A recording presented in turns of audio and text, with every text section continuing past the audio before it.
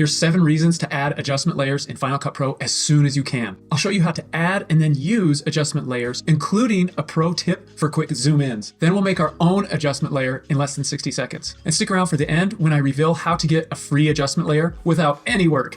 Okay, here I am in Final Cut Pro, and adjustment layers will be found in your title browser. To go there, click on the title browser button up here in the upper left corner, and then go to the category that has your adjustment layer, and then you can add your adjustment layer to your project. I can drag and drop it onto my timeline.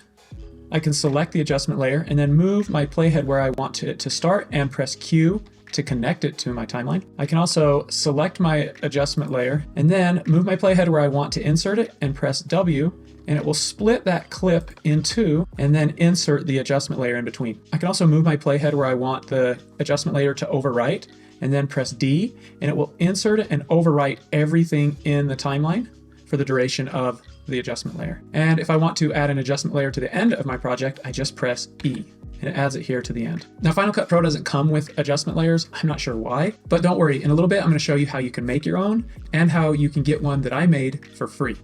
Now that we have our adjustment layer in the timeline, we can change things like its duration. I can click and drag on the beginning or the end to make it shorter or longer. I can select it and press Control D, and it will bring up this duration controls here. These two numbers are hours, these two numbers are minutes, these two numbers are seconds, and then these last two are frames. So if I want it to be 3 seconds long, I'll enter 300 and then I'll press enter. Now I have a 3-second long adjustment layer. I can move my adjustment layer around in my timeline just like any normal clip. I can click on it and I can drag it and move it around. I can put it in between clips down in the main timeline. You can also change where your adjustment layer is connected. You'll see the connection right here. If I hold down Option Command and click on the title, I can change it to any spot I want. Now the connection's in the middle.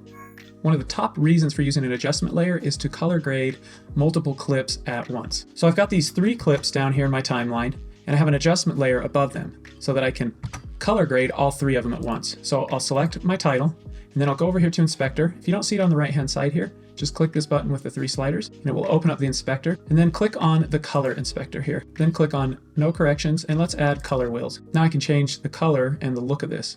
We'll pull the shadows down a little bit and the highlights up to create some contrast. And we'll put the midtones, we're gonna just kind of move towards orange just a little bit and bring up saturation. And for our shadows, let's add a little bit of coolness into it by pulling it down towards blue. And in highlights, just a little bit towards orange as well. This is a subtle orange and teal look. Here's our clips with that change, and it applies to anything below the adjustment layer. Here it is with it turned off.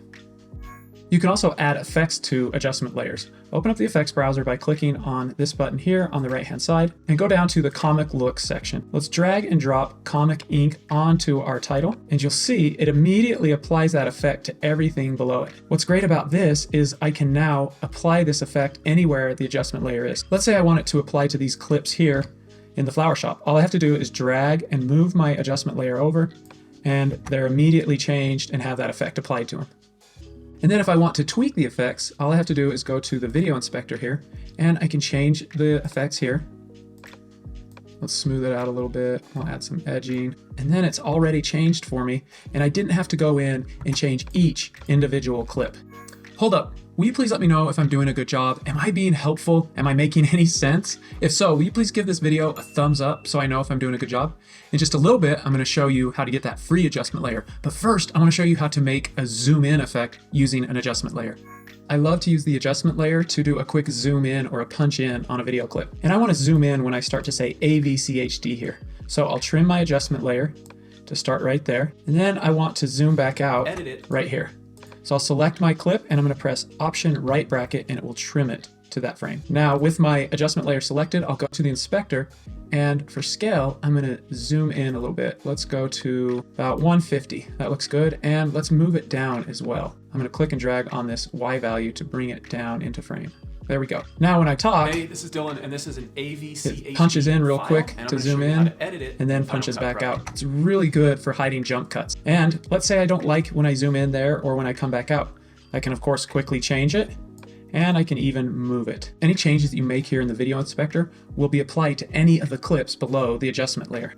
So if you don't have an adjustment layer, don't worry. I'm going to show you how to make one right now. And in a little bit, if you can't make one or don't want to, I'll show you how to get it for free. So you'll need this program called Apple Motion. You can buy it for $49, and it's awesome because you can make a ton of stuff and tools that you can use right in Final Cut Pro. You'll create a new project and you'll select title. Let's set the preset to 4K Ultra HD, and let's set our frame rate to NTSC. And duration 10 seconds is long, and click open. Select this text or type text here layer, and let's just delete that. Then all you have to do is save it. Press Command S, give it a name, and let's select a category. Let's put this in the Stupid Raisins category, and then press Publish. Now we'll go back to Final Cut Pro, and we'll go to this Stupid Raisins category down here, and we'll see adjustment layer up here. I can drag and drop it onto my project, and let's add this effect to our adjustment layer, and let's play it back. Now that effect's applied to every clip under the adjustment layer. So here's with the adjustment layer, and then without the adjustment layer.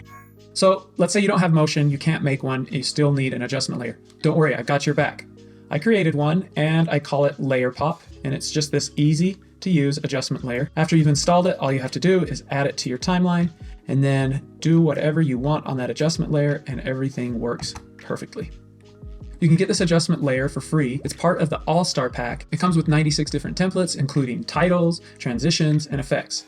To get that, just click the link in the description below. Happy editing!